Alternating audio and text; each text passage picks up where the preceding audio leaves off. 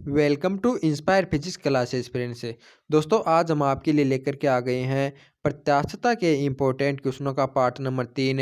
इस पार्ट के अंदर दोस्तों हम प्रत्यास्थता के जितने भी रिमेनिंग क्वेश्चन है उन सभी को करेंगे। दोस्तों इसके जो पहले वाले 2 पार्ट हैं उनके अंदर हमने इसके जो पहले वाले 22 क्वेश्चन है उनको कंप्लीट कर लिया है और आज के इस पार्ट में दोस्तों अपन करेंगे 53वें क्वेश्चन से आगे के सभी क्वेश्चन। तो दोस्तों शुरुआत करते हैं हमारे इस वीडियो की। दोस्तों यदि आप हमारे इन क्वेश्चनों की PDF फाइल प्राप्त करना चाहते हैं तो दोस्तों आपको ऊपर हमारा टेलीग्राम ग्रुप का नाम दिया हुआ है इंस्पायर फिजिक्स क्लासेज। तो दोस्तों यदि आप टेलीग्राम पर इसको सर्च करोगे तो दोस्तों आपको हमारा टेलीग्राम चैनल मिल जाएगा। दोस्तों उस टेलीग्राम चैनल पर आपको सभी PDF प्रोवाइड करा दी जाती हैं। तो दोस्तों वहाँ से आप इन PDF को डाउनलोड कर सकते हैं। तो दोस्तों शुरुआत करते हैं इस वीडियो की और देखते हैं हमारा इस वीडियो का पहला क्वेश्चन यानी इस टॉपिक का 53वां क्वेश्चन है। इस क्वेश्चन में आपको दिया हुआ है कि वह प्रत्यास्थता गुणांक जो केवल तरल में उपयुक्त होता है वह है। दोस्तों इस क्वेश्चन में आपको क्या पूछा गया है कि ऐसा कौन सा इलास्टिक मॉडुलस है वो केवल फ्लूइड के अंदर अप्लाई होता है। ऑप्शन में आपको दिया हुआ है कि यंग गुणांक, अपरूपण गुणांक, दृढ़ता गुणांक या आयतन प्रत्यास्थता गुणांक। दोस्तों इस क्वेश्चन का जो राइट आंसर जाएगा वो जाएगा ऑप्शन नंबर डी वाला यानी बल्क मॉडुलस है। दोस्तों याद रखना जो हमारा आयतन प्रत्यास्थता गुणांक होता है वो दोस्तों गैस, लिक्विड एवं सॉलिड तीनों के लिए अप्लाई होता है। और दोस्तों हमारा जो यंग गुणांक होता है, अपरूपण गुणांक एवं दृढ़ता गुणांक होते हैं, ये तीनों दोस्तों केवल सॉलिड के लिए अप्लाई होते हैं। तो इस प्रकार से इसका क्वेश्चन का राइट आंसर जाएगा ऑप्शन नंबर डी वाला यानी आयतन प्रत्यास्थता गुणांक है। यानी दोस्तों वह प्रत्यास्थता गुणांक जो तरल के अंदर भी उपयुक्त हो दोस्तों वह केवल होता है आयतन प्रत्यास्थता गुणांक। तो इसका राइट आंसर जाएगा ऑप्शन नंबर डी वाला। अब देखते हैं आज के लिए हमारा सेकंड क्वेश्चन है यानी इस टॉपिक का जो 54वां क्वेश्चन है उसके अंदर आपको क्या पूछा गया है कि किसी पदार्थ की संपीड़ितता होती है। यानी दोस्तों इस क्वेश्चन में आपको क्या बताना है कि जो हमारा कोई भी मटेरियल है उसकी कंप्रेसिबिलिटी होती है वो किसके इक्वल होती है, आयतन तथा दाब के गुणनफल के बराबर है, या दाब में परिवर्तन है प्रति इकाई आयतन विकृति में परिवर्तन है, या आयतन में आंशिक परिवर्तन है प्रति इकाई दाब में परिवर्तन है। दोस्तों इसका जो राइट आंसर हो जाएगा वो जाएगा ऑप्शन नंबर सी वाला यानी आयतन में आंशिक परिवर्तन है प्रति इकाई दाब में परिवर्तन। दोस्तों ये कैसे होता है, दोस्तों आपको पता होना चाहिए हमारा जो कंप्रेसिबिलिटी होती है वो दोस्तों हमारा जो बल्क मॉडुलस होता है उसके व्युत्क्रम के बराबर होती है। और हम जानते हैं दोस्तों हमारा जो बल्क मॉडुलस होता है यानी आयतन प्रत्यास्थता गुणांक होता है वो प्रतिबल अपॉन में आयतन विकृति के बराबर होता है। तो यहाँ से दोस्तों हमारी जो कंप्रेसिबिलिटी होती है वो किसके बराबर हो जाएगी, वो डेल्टा वी अपॉन में वी और इसके भी अपॉन में डेल्टा पी। यानी दोस्तों इसको अपन कह सकते हैं कि यानी जो हमारा आयतन में आंशिक परिवर्तन यानी दोस्तों ये आयतन में आंशिक परिवर्तन हो गया प्रति इकाई दाब में इकाई परिवर्तन। यानी दोस्तों हमारा जो दाब होगा इसके अंदर इकाई परिवर्तन करेंगे तो हमारे यहाँ से गायब हो जाएगा। यानी कि दोस्तों हमारी जो कंप्रेसिबिलिटी होती है वो आयतन में आंशिक परिवर्तन प्रति इकाई दाब परिवर्तन। तो इसका राइट आंसर हो जाएगा ऑप्शन नंबर सी वाला। यानी जो हमारे दोस्तों याद रखना संपीड़ितता होती है, कंप्रेसिबिलिटी होती है वो किसके बराबर होती है, आयतन में आंशिक परिवर्तन प्रति इकाई दाब में परिवर्तन। तो इसका राइट आंसर हो जाएगा ऑप्शन नंबर सी वाला। अब देखते हैं आपके लिए नेक्स्ट क्वेश्चन है यानी 55वें क्वेश्चन में क्या दिया हुआ है कि पदार्थ की तीनों अवस्थाओं में प्रत्यास्थता गुणांक हो सकता है। दोस्तों इस क्वेश्चन में आपको क्या पूछा गया है कि यानी ऐसा कौन सा प्रत्यास्थता गुणांक है जो पदार्थ की तीनों अवस्थाओं में यानी लागू हो सकता है। तो दोस्तों यानी हमारा जो आज का जो पहला क्वेश्चन था उसके मैंने आपको बताया था कि हमारा जो आयतन प्रत्यास्थता गुणांक होता है वो गैस, लिक्विड, सॉलिड तीनों के लिए अप्लाई होता है यानी दोस्तों तीनों में पाया जाता है। तो इसका राइट आंसर हो जाएगा ऑप्शन नंबर बी वाला। बल्कि यंग गुणांक और दृढ़ता गुणांक और पॉइजन निष्पत्ति होती है दोस्तों वह केवल सॉलिड के लिए अप्लाई होती है यानी सॉलिड में पाई जाती है। तो इसका राइट आंसर जाएगा ऑप्शन नंबर बी वाला। अब देखते हैं अपन नेक्स्ट क्वेश्चन है आज का 256वां क्वेश्चन है। इसमें क्या दिया हुआ है कि बल्क मापांक का सबसे पहले परिभाषित किया था। यानी दोस्तों इस क्वेश्चन में आपको क्या बताना है कि हमारा जो बल्क मॉडुलस होता है उसको सबसे पहले किसने डिफाइन किया था। दोस्तों इसका राइट आंसर जाएगा ऑप्शन नंबर सी वाला। यानी दोस्तों ऑप्शन नंबर बी मत कर देना क्योंकि दोस्तों हमारा जो बल्क मॉडुलस है उसको सबसे पहले जो परिभाषित किया था दोस्तों वह वैज्ञानिक हमारे बल्क नहीं थे बल्कि दोस्तों हमारे जो मैक्सवेल वैज्ञानिक है उन्होंने बल्क मापाओं को सबसे पहले परिभाषित किया था। तो इसका राइट आंसर जाएगा ऑप्शन नंबर सी वाला। यानी दोस्तों यदि आप बल्क को सोचकर इसका right answer option number B कर दो तो आपका गलत हो जाएगा। याद रखना जो बल्क मॉडुलस होता है उसको सबसे पहले मैक्सवेल वैज्ञानिक ने डिफाइन किया था। तो इसका राइट आंसर जाएगा ऑप्शन नंबर सी वाला। अब देखते हैं हम आपके लिए 57वां क्वेश्चन है। 57वें क्वेश्चन में क्या पूछा गया है कि किसी गैस की संपीड़ितता यानी समतापीय प्रत्यास्थता तुल्य होती है। दोस्तों आपको बताने की कोई भी गैस है, यदि दोस्तों इसका जो टेम्परेचर है वो हम इक्वल रखें और उस समय दोस्तों इसके अंदर जो प्रत्यास्थता होती है वो किसके तुल्य होती है वो आपको बताना है। तो दोस्तों इसका राइट आंसर जाएगा ऑप्शन नंबर सी वाला, यानी दाब के। दोस्तों ये कैसे निकाला जाता है? दोस्तों ये आप इसको याद मत करना, या तो आपको इतना ही रखना है कि जो समतापीय प्रत्यास्थता होती है वो किसके तुल्य होती है? दाब के। और दोस्तों ये कैसे निकलती है वो मैं आपको बता देता हूँ, जिससे कि दोस्तों आपको इसको याद रखने में सहायता मिलेगी। दोस्तों हम जानते हैं हमारा जो थर्मोडायनेमिक्स में आपने पढ़ा होगा कि दोस्तों समतापीय परिवर्तन के अंदर हमारा दोस्तों जो पीवी होता है वो एक नियतांक होता है। यानी यदि अपन टेम्परेचर को इक्वल रखते हैं तो दोस्तों हमारा पी एवं वी का जो मल्टीप्लाई होता है वो हमेशा नियत होता है। और दोस्तों यदि अपन इन दोनों का यदि अवकलन करते हैं इस इक्वेशन का, तो हमें प्राप्त होता है P delta V plus V delta P is equal to zero. तो दोस्तों इस इक्वेशन से यदि अपन डेल्टा पी अपॉन यानी डेल्टा पी अपॉन में डेल्टा वी अपॉन में वी इज इक्वल टू इसका मान निकालेंगे दोस्तों हमारा माइनस के पी के बराबर होता है। तो अपन कह सकते हैं कि दोस्तों हमारा जो समतापीय प्रक्रम होता है उसके अंदर दोस्तों ये जो प्रत्यास्थ होती है यानी प्रतिबल अपॉन में आयतन विकृति, ये दोस्तों में दाब के बराबर बराबर हो जाती है। तो इसका राइट आंसर हो जाएगा ऑप्शन नंबर सी वाला। दोस्तों ये मैंने आपको जो मेथड बताया है आपको ये याद नहीं रखना है, तो मैंने आपको डिफाइन करके बताया है। आपको बस इतना ही याद करना है, एग्जाम में इतना ही पूछा जाता है कि जो समतापीय प्रत्यास्थ होती है वो किसकी तुल्य होती है। तो इसका राइट आंसर जाएगा ऑप्शन नंबर सी वाला। अब है नेक्स्ट क्वेश्चन है। नेक्स्ट क्वेश्चन में क्या दिया हुआ है कि किसी गैस की रुद्धोष्म प्रत्यास्थता किसके तुल्य होती है। दोस्तों अब पहले वाले में आपको आयतन प्रत्यास्थता पूछी गई थी यानी समतापीय आयतन है, और अब की बार पूछा गया है रुद्धोष्म। दोस्तों रुद्धोष्म मतलब क्या होता है कि ऐसा प्रक्रम है जिसके अंदर दोस्तों हमारी जो ऊष्मा होती है वो कांस्टेंट रहे। तो दोस्तों इसका राइट आंसर हो जाएगा ऑप्शन नंबर सी वाला, यानी गामा इंटू दाब। क्योंकि दोस्तों आपको पता होगा कि जो जो हमारा रुद्धोष्म प्रक्रम होता है उसके अंदर पी इंटू वी की power gamma is equal to दोस्तों हमारा नियत होता है। दोस्तों इसका यदि अपन पहले वाले क्वेश्चन में यानी अवकलन किया था और उसके बाद में जो प्रत्यास्थता का मान निकाला था, उसी प्रकार से यदि इसमें अपन हल करेंगे तो आपको जो प्राप्त होगा वो दोस्तों आपको प्राप्त होगा गामा इंटू पी। तो इस प्रकार से इसका राइट आंसर हो जाएगा ऑप्शन नंबर सी वाला। तो दोस्तों आपको याद रखना कि जो हमारी समतापीय प्रत्यास्थता होती है वो दाब के तुल्य होती है, और दोस्तों हमारी जो रुद्धोष्म प्रत्यास्थता होती है वो दाब इंटू गामा की तुल्य होती है। तो इसका राइट आंसर हो जाएगा ऑप्शन नंबर सी वाला। दोस्तों ये दोनों क्वेश्चन ही बहुत ही इंपॉर्टेंट है। देखिए दोस्तों ये दोनों ही यानी पहले एग्जामों में पूछे जा चुके हैं और आपके एग्जामों में दोस्तों पूछे जा चुके हैं, तो अब पूछे भी जा सकते हैं। तो दोस्तों इन दोनों क्वेश्चनों को याद रखना। ये आपको पहले या नहीं पता होगा तो दोस्तों मैंने आपको बता दिया कि ये दोनों क्वेश्चन बार बार पूछे जाते हैं, ये किसी को भी अधिकतर बच्चों को नहीं मालूम होता है। तो इसका राइट आंसर जाएगा ऑप्शन नंबर सी वाला, और इसका भी हो जाएगा सी वाला। तो दोस्तों याद रखना। अब देखते हैं हमारा नेक्स्ट क्वेश्चन है। 59वें क्वेश्चन में क्या दिया हुआ है कि यदि एक आदर्श गैस की स्थिर दाब तथा स्थिर आयतन पर विशिष्ट ऊष्माएं Cp एवं Cv हैं, तो इस गैस का रुद्धोष्म एवं समतापीय प्रत्यास्थता गुणांक ईफाई तथा ई थीटा हो तो ईफाई तथा ई थीटा का अनुपात होगा। यानी दोस्तों आपको क्या दिया हुआ है कि दोस्तों एक हमारा रुद्धोष्म प्रक्रम है, एक समतापीय प्रक्रम है। इन दोनों की दोस्तों जो प्रत्यास्थता है वो क्रमशः आपको ईफाई एवं ई थीटा दी हुई है। तो इन दोनों का अनुपात बताना कितना होता है, यानी आपको ईफाई अपॉन में ई थीटा का मान बताना कितना होगा। तो दोस्तों मैंने आपको बताया था कि रुद्धोष्म के अंदर जो प्रत्यास्थता होती है वो लेम गामा पी होती है, और समतापीय के अंदर दोस्तों हमारी ओनली पी होती है। तो दोस्तों इसका जो अनुपात होता है वो में गामा के बराबर प्राप्त हुआ है, और हम जानते हैं दोस्तों जो गामा इज इक्वल टू होता है वो C P upon C V के इक्वल होता है। यानी नियत आयतन स्थिर आयतन पर जो दोस्तों हमारी विशिष्ट ऊष्मा अपॉन में हमारे स्थिर स्थिर दाब पर विशिष्ट ऊष्मा होती है, इन दोनों के अनुपात के बराबर होता है गामा। तो इस प्रकार से इसका राइट आंसर हो जाएगा ऑप्शन नंबर बी वाला, यानी दोस्तों ई फाई एवं ई थीटा का अनुपात हमारा गामा के बराबर हो जाएगा। और हम जानते हैं दोस्तों जो गामा होता है ये हमारा सी पी अपॉन में सी वी के इक्वल होता है। तो इसका राइट आंसर हो जाएगा ऑप्शन नंबर बी। दोस्तों ये जो तीनों क्वेश्चन है वो एक दूसरे से रिलेटेड हैं, एक दूसरे से जुड़े हुए हैं। तो दोस्तों यदि आपको एक भी क्वेश्चन याद हो गया तो आप इन तीनों को आसानी से कर सकते हैं।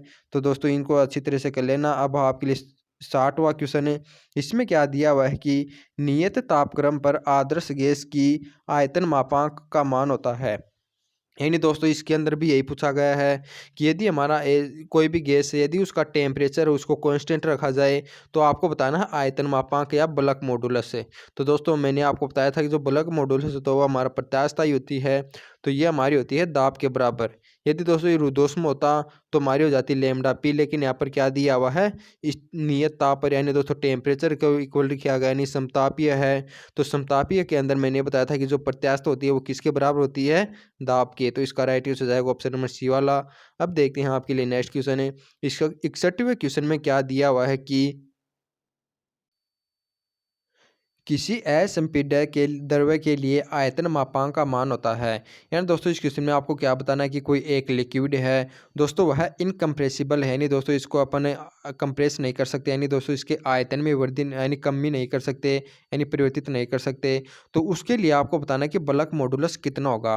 दोस्तों हम जानते हैं बल्क मॉडुलस का जो फॉर्मूला होता है वो कितना होता है, प्रतिबल यानी डेल्टा पी अपॉन में विकृति यानी डेल्टा वी अपॉन में वी।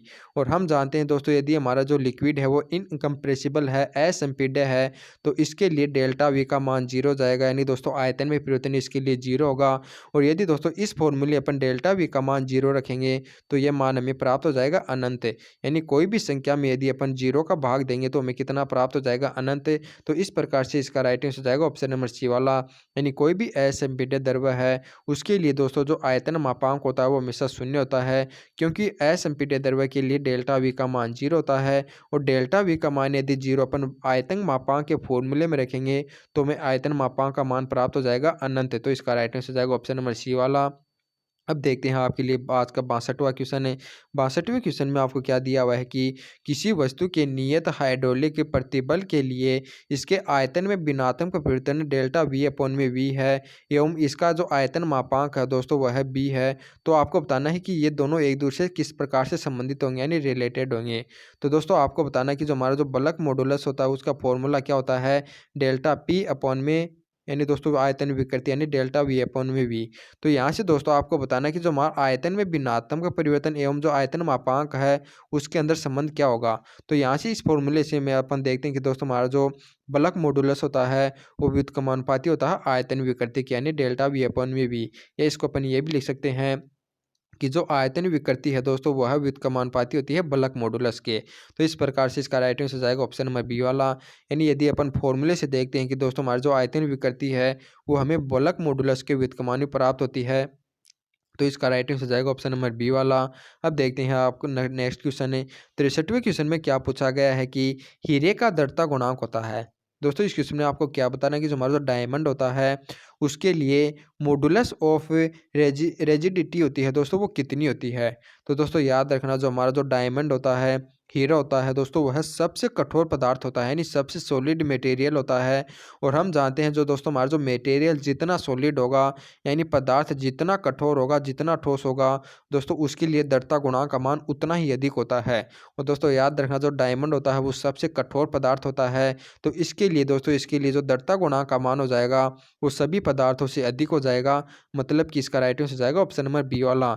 यानी हीरे का जो दृढ़ता गुणांक होता है वो सभी पदार्थों से अधिक होता है, तो इसका राइट आंसर हो जाएगा ऑप्शन नंबर बी। अब देखते हैं आपके लिए नेक्स्ट क्वेश्चन है। 64वें क्वेश्चन में क्या दिया हुआ है कि किसी धातु के लिए कौन सा कथन सत्य है।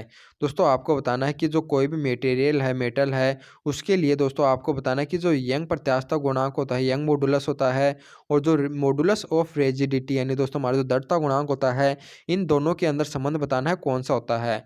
तो दोस्तों याद रखना है इसके अंदर जो संबंध होता है दोस्तों इक्वेशन के रूप में आपको पता होना चाहिए। जो Young modulus is equal to होता है वो दोस्तों हमारा नीटा इंटू कोष्टक में होता है 1 + 2 सिग्मा। तो यहाँ से दोस्तों ये अपन देखते हैं कि दोस्तों y का मान होता है वो हमेशा नीटा से अधिक होता है, कि यानी दोस्तों नीटा का इतना गुना होता है। तो इसका राइट आंसर जाएगा ऑप्शन नंबर सी वाला। दोस्तों याद रखना जो यंग मॉडुलस का मान होता है वो हमेशा नीटा से अधिक होता है। यदि दोस्तों आप इस इक्वेशन को याद नहीं कर पाते हैं तो दोस्तों ये संबंध तो आपको याद होना चाहिए ही, यानी कि जो हमारा जो यंग मॉडुलस होता है वो मॉडुलस ऑफ रेजिडिटी यानी जो दृढ़ता गुणांक होता है उससे हमेशा अधिक होता है। तो इसका राइट आंसर जाएगा ऑप्शन नंबर सी। अब देखते हैं नेक्स्ट क्वेश्चन है। 65वें क्वेश्चन में क्या दिया हुआ है कि किसी सर्पिल स्प्रिंग को भार लटकाकर खींचा जाता है तो उत्पन्न विकृति होगी। दोस्तों आपको क्या बताना है कि कोई भी स्प्रिंग है, यदि तो इसको बाहर लटका कर यदि अपन खींचते हैं, तो आपको बताना है कि उसके अंदर अपरूपण विकृति होगी, अनुदैर्ध्य विकृति होगी, आयतन विकृति होगी या पार्श्विक विकृति। दोस्तों इसका जो राइट आंसर हो जाएगा वो जाएगा ऑप्शन नंबर ए वाला। बल्कि दोस्तों कई बच्चे इसका right answer option number B कर देते हैं। यानी वो सोचते हैं यदि अपन स्प्रिंग के यदि कोई बाहर लटकाएँगे तो इसकी लंबाई में वृद्धि होगी। और दोस्तों हमारी जो डेल्टा एल अपॉन में एल होती है वो हमारी क्या होती है, अनुदैर्ध्य विकृति। यानी यदि इसकी लंबाई में वृद्धि हो रही है तो ये हमारी अनुदैर्ध्य विकृति होनी चाहिए। बल्कि दोस्तों यहाँ पर वास्तव में ऐसा नहीं होता है। यानी दोस्तों वास्तव में क्या होता है कि दोस्तों हमारी जो स्प्रिंग होती है वो इसका तार इस प्रकार से होता है, इस प्रकार से। यदि दोस्तों इस पर यदि अपन भार लटकाएँगे तो दोस्तों ये जो फ़ोर्स कार्य करता है, तो आप ध्यान से देखिएगा दोस्तों हर समय ये क्या होता है कि तार के लंबवत न करके दोस्तों हमारी जो स्पर्श रेखा होती है इसकी, यानी दोस्तों यह वर्ताकार होता है। और यदि भार लटकाएँगे दोस्तों इसका जो भार लगेगा वो स्पर्श रेखीय लगेगा। और हम जानते हैं दोस्तों अपरूपण विकृति के अंदर क्या होता है कि जब अपन कोई भी फ़ोर्स यदि अपन उसके समांतर लगाते हैं कोई भी बॉडी के, तो दोस्तों उसकी आकृति में जो यदि परिवर्तन होता है तो वहाँ पर हमारी अपरूपण विकृति होती है। दोस्तों यहाँ पर यही घटना हो रही है। यानी इस पर स्पर्श रेखा में यदि दोस्तों फोर्स लगाएगा तो स्प्रिंग के जो आकार होगा इसमें चेंज हो जाएगा, यानी कि ये जो हमारी दूर दूर हो जाएंगी, तो आकार में परिवर्तन होने के कारण यहाँ पर कौन सी विकृति हो जाएगी, अपरूपण विकृति। दोस्तों अनुदैर्ध्य मत कर देना, इसका राइट आंसर जाएगा ऑप्शन नंबर ए वाला। अब देखते हैं आपके लिए नेक्स्ट क्वेश्चन है। 66वें क्वेश्चन में क्या दिया हुआ है कि किसी द्रव्य के लिए दृढ़ता गुणांक है। दोस्तों आपको बताना कि कोई भी हमारा लिक्विड है उसके लिए दोस्तों मॉडुलस ऑफ रिजिडिटी होती है वो कितनी होती है। दोस्तों इसका राइट आंसर जाएगा ऑप्शन नंबर सी वाला। यानी दोस्तों याद रखना जो दृढ़ता गुणांक होता है वो केवल सॉलिड के लिए होता है। यानी दोस्तों जो हमारा मटेरियल है वो जितना सॉलिड होगा, यानी पदार्थ जितना ठोस होगा, उसके लिए दृढ़ता गुणांक का मान उतना ही अधिक होता है। और हम जानते हैं दोस्तों हमारा जो मटेरियल होता है उस वह सॉलिड नहीं होता है। यानी यदि लिक्विड दिया हुआ हो तो उसके लिए जो दृढ़ता गुणांक का मान हो जाएगा वो कितना हो जाएगा, शून्य। तो इसका राइट आंसर जाएगा ऑप्शन नंबर सी। अब आपके लिए 67वां क्वेश्चन है। इसके अंदर क्या दिया हुआ है कि एक घन के नीचे का फलक स्थिर है एवं ऊपरी सतह पर 30 डिग्री का कोण बनाकर बल लगाया जाता है, तो उसमें किस प्रकार का परिवर्तन हो सकता है।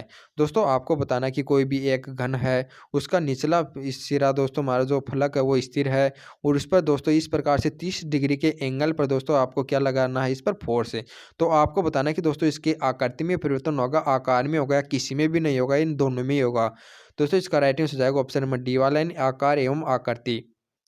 क्योंकि दोस्तों अपन जानते हैं यदि इस पर 30 डिग्री के कोण पर फोर्स लगेगा तो दोस्तों एक घटक तो इसका ऊर्ध्वाधर हो जाएगा और दूसरा घटक दोस्तों इसका क्षैतिज हो जाएगा, यानी कि दो घटक हो जाएंगे। और दोस्तों हमारा जो ऊर्ध्वाधर घटक होगा वो दोस्तों हमारा जो आयतन विकृति होती है वो हो जाएगी, यानी कि विलंब बहुत लग रहा है तो दोस्तों वो यहाँ पर बल्क मॉडुलस कार्य करेगा। तो इसके कारण दोस्तों इसके आकार में परिवर्तन हो जाएगा, यानी कि इसका दोस्तों आकार हो जाएगा वो चपटा हो जाएगा। यदि दोस्तों यदि अपन ये वाला घटक काम में लेते हैं तो दोस्तों वहाँ पर हमारी अपरूपण विकृति कार्य करेगी। और अपरूपण विकृति में अपन जानते हैं दोस्तों आकृति में चेंज होता है, यानी यदि इस तरफ फोर्स लग रहा है तो इस प्रकार से जाएगी। तो इसके कारण दोस्तों अपन कह सकते हैं कि यदि 30 डिग्री पर अपन यदि फोर्स लगा रहे हैं तो इसके आकार एवं आकृति दोनों में ही चेंज होगा। तो इसका राइट आंसर हो जाएगा ऑप्शन नंबर डी वाला।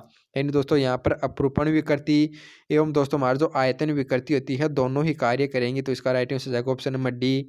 अब देखते हैं आपके लिए 68वां क्वेश्चन है।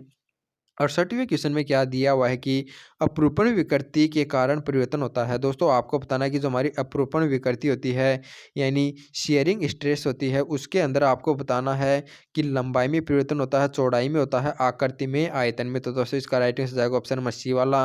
यानी दोस्तों यदि अपन ने इस पर इस डायरेक्शन में यानी इसके समांतर रेखा में फोर्स लगाएंगे तो दोस्तों इसकी आकृति में परिवर्तन हो जाता है। यानी दोस्तों जो अपरूपण विकृति है वो क्या करती है, आकृति में परिवर्तन करती है। तो इसका राइट आंसर जाएगा ऑप्शन नंबर सी। अब देखते हैं आपके लिए नेक्स्ट क्वेश्चन है। 69 क्वेश्चन में क्या दिया हुआ है कि एक प्रत्यास्थ तार के लिए प्रति एकांक आयतन में संपन्न कार्य है अथवा तने हुए तार में प्रत्यास्थ ऊर्जा है। दोस्तों आपको बताना कि कोई भी हमारा एक तार है उसकी प्रति एकांक आयतन में जो दोस्तों जो संपन्न कार्य होता है या अपन बोल सकते हैं प्रत्यास्थ ऊर्जा, दोस्तों वह किसके इक्वल होती है। दोस्तों इसका फॉर्मूला याद रखना हमेशा होता है 1/2, यानी दोस्तों हमारा क्या होता है विकृति गुना प्रतिबल। तो इस प्रकार से इसका राइट आंसर हो जाएगा ऑप्शन नंबर बी वाला है। दोस्तों याद रखना कोई भी तार है उसके एकांक आयतन में संपन्न कार्य होता है उसका फॉर्मूला होता है 1/2 प्रतिबल इंटू विकृति। तो इसका राइट आंसर हो जाएगा ऑप्शन नंबर बी वाला। अब देखते हैं आपके लिए नेक्स्ट क्वेश्चन है। 70वें क्वेश्चन में क्या दिया हुआ है कि यदि एक तार पर mg भार लटकाने पर उसकी लंबाई में l वृद्धि हो जाती है तो संपन्न कार्य की गणना करो। दोस्तों याद रखना, यदि कोई भी आपको तार दिया हुआ है, यदि इस पर बल F लगाया जाता है, इसके कारण यदि इसकी लंबाई में l वृद्धि हो जाती है तो जो किया गया कार्य होता है दोस्तों उसका फॉर्मूला होता है 1/2 एफ इंटू लंबाई में परिवर्तन यानी एल यानी डेल्टा एल। तो दोस्तों यहाँ पर हमें क्या दिया हुआ कि जो बल है यानी दोस्तों भार दिया हुआ है एम जी, तो दोस्तों बल की जगह तो अपन एम जी रखेंगे और दोस्तों लंबाई में परिवर्तन है डेल्टा एल का मान आपको कितना दिया है स्मॉल एल। तो इसके कारण दोस्तों हमारा जो फोर्स हो जाएगा यानी जो संपन्न कार्य हो जाएगा वो कितना हो जाएगा 1/2 mg/l। तो इसका राइट आंसर हो जाएगा ऑप्शन नंबर सी वाला, यानी दोस्तों जो संपन्न कार्य हो जाएगा वो कितना हो जाएगा mg/2। अब आपके लिए नेक्स्ट क्वेश्चन है 71वें क्वेश्चन में क्या दिया हुआ है कि किसी तार का तनाव बल अचानक हटा देने पर यह टूट जाएगा, ताप में कमी होगी, ताप में कोई परिवर्तन नहीं होगा या ताप में वृद्धि होगी। दोस्तों आपको क्या दिया हुआ कि कोई तार है, यदि दोस्तों इसको अपन यानी खींच कर रखते हैं यानी दोस्तों इसके अंदर यदि अपन तनाव रखते हैं, यदि दोस्तों इसको अपन फ्री कर दें यानी तनाव को कम कर दें, तो आपको बताना है कि दोस्तों इसकी यह टूट जाएगा या इसके टेम्परेचर में परिवर्तन होगा। दोस्तों इसका राइट आंसर हो जाएगा ऑप्शन नंबर डी वाला यानी ताप में वृद्धि होगी। दोस्तों ऐसा क्यों होता है, यानी दोस्तों यदि तार तार हमारा तनी हुई अवस्था में होता है तो यहाँ पर क्या होता है कि इसके जो अणु होते हैं दोस्तों वो दूर दूर होते हैं, यानी इसके अंदर स्थितिज ऊर्जा होती है। जैसे दोस्तों ही अपन इसको छोड़ देते हैं तो ये अणु होते हैं वो पास पास आ जाते हैं, यानी दोस्तों इसकी स्थितिज ऊर्जा में कमी होती है। और दोस्तों जो स्थितिज ऊर्जा होती है वो टेम्परेचर के रूप में बाहर निकलती है यानी उष्मा के रूप में बाहर निकलती है। तो दोस्तों यदि उष्मा के रूप में बाहर निकलेगी तो इसके टेम्परेचर में वृद्धि हो जाएगी। तो इसका राइट आंसर हो जाएगा ऑप्शन नंबर डी वाला, यानी कोई तार है, यदि दोस्तों यह है यदि उसके अंदर तनाव है और यदि इसको यदि अपन अचानक हटा देते हैं तो दोस्तों यानी कि अणुओं की स्थिति ऊर्जा में कमी होगी और ये जो ऊर्जा होगी दोस्तों वह टेम्परेचर के रूप में बाहर निकलेगी। तो इसका राइट आंसर हो जाएगा ऑप्शन नंबर डी वाला, यानी इसके ताप में वृद्धि हो जाएगी। अब आपके लिए 72वां क्वेश्चन है 72 क्वेश्चन में क्या दिया हुआ है कि जब किसी पिंड में प्रत्यास्थता की सीमा के भीतर विकृति उत्पन्न होती है तो आंतरिक ऊर्जा, यानी दोस्तों आपको क्या दिया हुआ कि कोई पिंड है, यदि दोस्तों इसके अंदर अपन विकृति उत्पन्न करेंगे यानी इसकी लंबाई में वृद्धि करेंगे या आयतन में परिवर्तन करेंगे तो आपको बताना है कि इसकी आंतरिक ऊर्जा में स्थिर रहती है, घटती है, बढ़ती है। दोस्तों इसका राइट आंसर जाएगा ऑप्शन नंबर सी वाला, यानी दोस्तों यदि हमारा जो तार है यदि फ्री होता है तो इसके अणु नज़दीक होते हैं, जैसे ही दोस्तों इसके अंदर विकृति उत्पन्न करेंगे यानी इसकी लंबाई को बढ़ाएंगे तो अणु दूर दूर चले जाएंगे, यानी इसकी स्थिति ऊर्जा में वृद्धि हो रही है यानी कि आंतरिक ऊर्जा में क्या आ रही है, बढ़ोतरी हो रही है। तो इसका राइट आंसर जाएगा ऑप्शन सी वाला, यानी दोस्तों हमारी जो इंटरनल एनर्जी हो जाएगी वो क्या हो जाएगी, इंक्रीज हो जाएगी। अब आपके लिए नेक्स्ट क्वेश्चन है 73वें क्वेश्चन में क्या दिया हुआ है कि किसी पिंड पर जब अपरूपण बल लगाया जाता है तो तार में प्रत्यास्थ स्थिति ऊर्जा संचित होती है, बार हटाने पर यह ऊर्जा गतिज ऊर्जा में बदलती है, ऊष्मा में बदलती है, स्थिति ऊर्जा में ही बनी रहती है, उपरोक्त में से कोई नहीं। दोस्तों मैंने आपको बताया है कि जब दोस्तों कोई भी पिंड है उस पर यदि अपन फोर्स लगाते हैं यानी दोस्तों इसके अंदर विकृति उत्पन्न करते हैं तो इसके अंदर दोस्तों हमारी स्थिति ऊर्जा में वृद्धि होती है। जैसे ही दोस्तों अपरूपण बल को अपन हटा देते हैं तो दोस्तों हमारी जो संचित स्थिति ऊर्जा होती है वो आपको बतानी किस में बदल जाती है। तो दोस्तों मैंने आपको बताया था कि वह ताप के रूप में बाहर में निकलती है यानी दोस्तों उष्मा ऊर्जा में बदल जाती है। तो इसका राइट आंसर जाएगा ऑप्शन नंबर बी वाला, यानी याद रखना दोस्तों कोई भी वस्तु है यदि अपन इसमें विकृति उत्पन्न करते हैं तो दोस्तों इसके अंदर स्थिति ऊर्जा में वृद्धि होती है, जैसे ही इसको दोबारा से हटाते हैं तो दोस्तों जो स्थिति ऊर्जा होती है वो हमारे उष्मा के रूप में बाहर निकलती है। तो इसका राइट आंसर जाएगा ऑप्शन नंबर बी वाला, यानी उष्मा में बदल जाती है। अब आपके लिए 74वां क्वेश्चन है 74वें क्वेश्चन में क्या दिया हुआ है कि यम गुणांक वायु वाले तार के में संचित प्रत्यास्थ ऊर्जा, यानी दोस्तों इससे पहले वाले क्वेश्चन में मैंने आपको बताया कि जो प्रत्यास्थ ऊर्जा का जो फॉर्मूला होता है वो 1/2 प्रतिबल इंटू विकृति होता है। यदि दोस्तों हमें इसको यंग गुणांक के रूप में निकालना हो तो दोस्तों यदि अपने हम जानते हैं दोस्तों हमारा जो प्रतिबल इक्वल टू होता है, ये दोस्तों हमारा क्या होता है प्रतिबल का फॉर्मूला आपको यानी दोस्तों विकृति का फॉर्मूला आपको पता होगा, वो प्रतिबल अपॉन में वाई होता है, यानी दोस्तों विकृति होता है प्रतिबल अपॉन में यंग गुणांक है। तो दोस्तों विकृति की जगह अपन इसको रखेंगे तो दोस्तों प्रतिबल इंटू प्रतिबल ये तो हो जाएगा हमारा प्रतिबल का स्क्वायर है और अपॉन में हो जाएगा वाई और दोस्तों ये 2 में यहाँ पर है ये हो जाएगा 2। तो इस प्रकार से इसका राइट आंसर हो जाएगा ऑप्शन नंबर सी वाला, यानी स्ट्रेस का स्क्वायर इंटू वॉल्यूम अपॉन में 2y।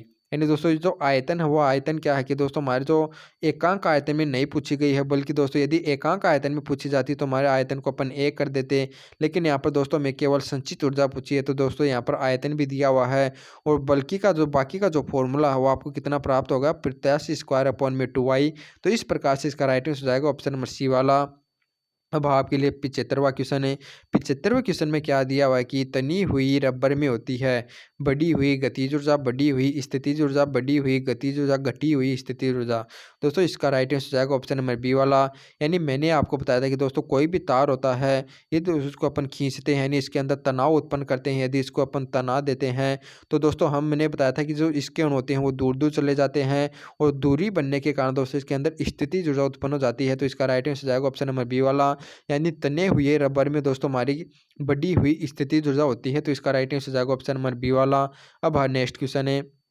76वें क्वेश्चन में क्या है कि निम्नलिखित में से प्रत्यास्थ स्थितिज ऊर्जा घनत्व के लिए सही संबंध है। दोस्तों आपको बताना है कि जो हमारा प्रत्यास्थ स्थितिज ऊर्जा के अंदर सही संबंध होता है वो कितना होता है। दोस्तों मैंने आपको बताया था कि वो होता है 1/2 विकृति गुना प्रतिबल होता है। तो इसका राइट आंसर जाएगा ऑप्शन नंबर बी वाला। यानी ऊर्जा घनत्व का मतलब क्या है कि एकांक आयतन में ऊर्जा। दोस्तों यहाँ पर आयतन नहीं होगा क्योंकि हमें क्या दिया हुआ है, ऊर्जा घनत्व। घनत्व का मतलब होता है एकांक आयतन में, तो आयतन गायब हो जाएगा और बाकी का जो फॉर्मूला हमारा बच जाएगा 1/2 विकृति इंटू प्रतिबल। तो इसका राइट आंसर जाएगा ऑप्शन नंबर ए। अब देखते हैं आपके लिए आज का अंतिम क्वेश्चन है और दोस्तों ये क्वेश्चन हमारा इलास्टिसिटी जो हमारा टॉपिक है यानी प्रत्यास्थ टॉपिक है उसका भी अंतिम क्वेश्चन है। और इसके अंदर क्या पूछा गया है कि नियमित आकार के किसी पिंड की आकृति में परिवर्तन का कारण है। दोस्तों आपको बताना है कि जो नियमित आकार का जो हमारा पिंड है और उसकी आकृति में दोस्तों जो परिवर्तन होता है, आकृति में पूछा गया है नहीं कि दोस्तों आकार में, वह किसके कारण होता है। तो दोस्तों मैंने आपको बताया था जो आकृति में जो परिवर्तन होता है वो होता है अपरूपण विकृति के कारण है। तो इसका राइट आंसर जाएगा ऑप्शन नंबर बी वाला। दोस्तों इसी क्वेश्चन के साथ हमारे जो प्रत्यास्थता जो टॉपिक है दोस्तों उसके जो इंपॉर्टेंट क्वेश्चन है वो कंप्लीट होते हैं। दोस्तों ये जो सभी क्वेश्चन है हमारे कितने हैं, 77 क्वेश्चन है। दोस्तों ये क्वेश्चन कैसे लगे आप कमेंट करके ज़रूर बताइएगा। और ये वीडियो आपको हेल्पफुल लगी हो दोस्तों इसको शेयर ज़रूर करिएगा और दोस्तों इसको ज़्यादा शेयर करें जिससे कि दोस्तों हम आपके लिए ऐसे ही क्वेश्चन प्रोवाइड करा सकें। और दोस्तों हम आपको नेक्स्ट वीडियो में मिलते हैं हमारे नेक्स्ट टॉपिक के साथ। दोस्तों अपन दोबारा से हमारे जो पृष्ठ तनाव हो उसकी इंपॉर्टेंट क्वेश्चन करेंगे। तो दोस्तों अगले वीडियो में मिलेंगे अपन आपको पृष्ठ तनाव के साथ। तब तक सभी को जय हिंद दोस्तों।